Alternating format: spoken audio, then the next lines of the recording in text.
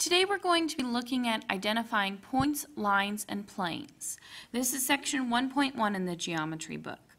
To introduce us to this, we have a picture that I took while I was student teaching. It was in the hallway of a church, and it was just really cool. It had this beautiful courtyard in the center, and the light was amazing that was just coming into this one hallway.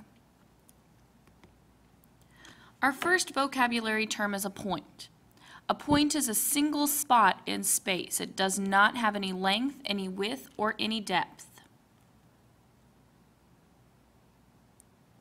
A line consists of 2 points.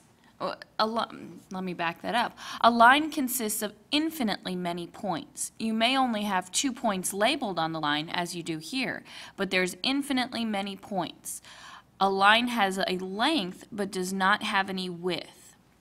You can name this line several ways. You can call it line L, or you can call it line AB. To write those, you would just write out the word line L, and those are going to be cursive letters for that, or you can use AB.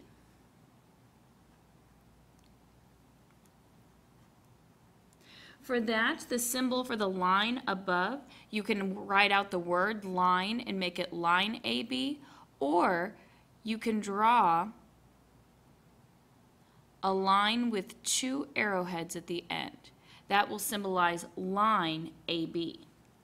You can also name this line BA. It's interchangeable.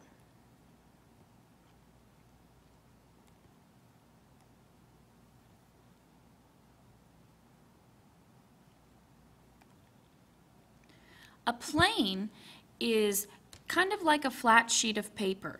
You can have infinitely many points and infinitely many lines on a plane. Planes can be drawn kind of like this. They're usually drawn as parallelograms, but they really go on forever and ever in each direction. So it's like the tabletop or the floor, just continuing forever. You can, kind of like just we did on the lines, you can write out the plane in words. So this could be identified as plane M.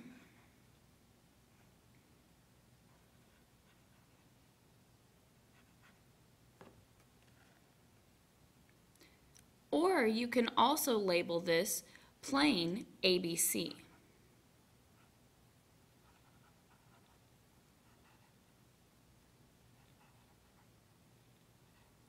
Planes can be identified by 3 points on the same plane that are not in a line, or by the main letter of the plane that's not a point. It's just identifying the plane itself.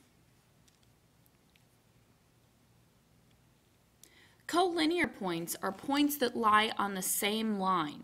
So that co part means that they're together, like co-pilot. Co-pilots and pilots go together. Collinear, they're on the same line, so they go together on that line.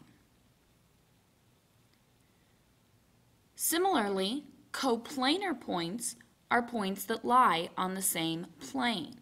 So points A, B, and C that we just examined on that last plane, that plane ABC or plane M, those points ABC are coplanar. In the previous example, points A and B were collinear because they were drawn on the same line. A line segment is part of a line that consists between 2 points. So this is just a segment. It doesn't extend off in either direction forever and ever like it does on a line. It stops at A and B. To write this line segment, you would put your AB,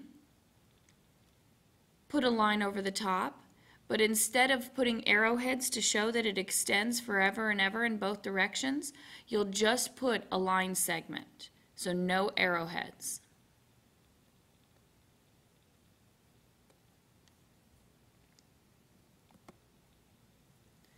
A ray is part of a line. It's got one endpoint and then it extends forever and ever in the other direction.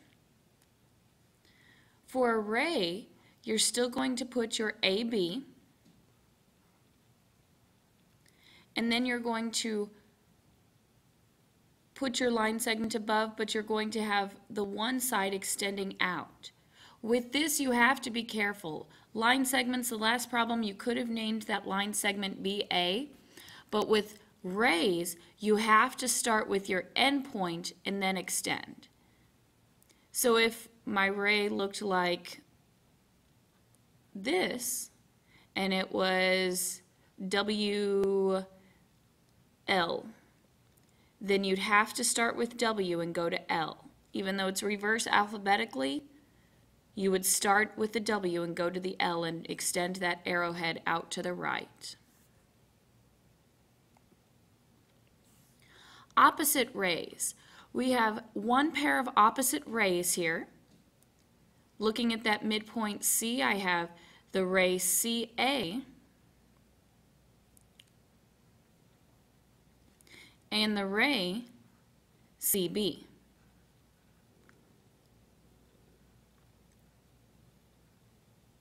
These are called opposite rays because they both start at point C and move outward in opposite directions.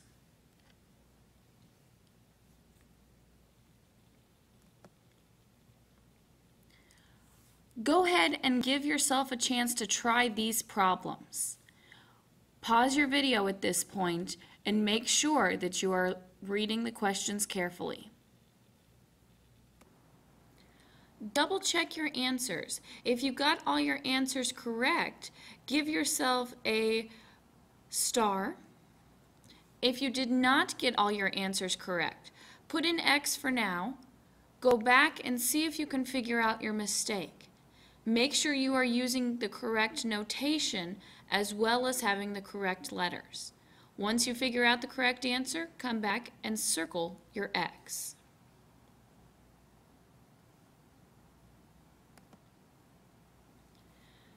Our last piece of information for today is intersection. An intersection is a set of points that a figure has in common. So on the previous example, point Q was the intersection of the two lines. You can also have lines intersecting planes or planes intersecting planes. So let's see, if I have a plane like this, and we'll call it plane T,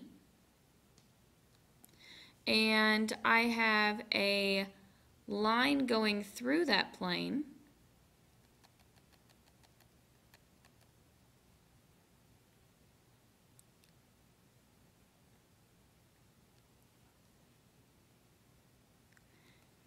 it's going to only intersect at a single point. Think about putting a pencil through a sheet of paper. It's only going to intersect at that one point. Two lines would be like two strings crossing. They only have one intersection. But think about a string crossing, let's think about a plane crossing a plane. Let's think about a sheet of paper crossing through another sheet of paper.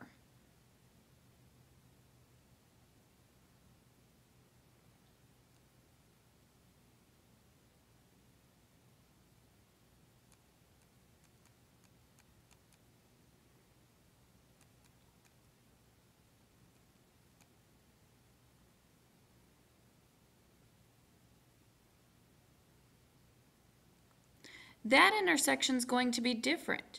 That's going to result in a line that is formed when those two cross.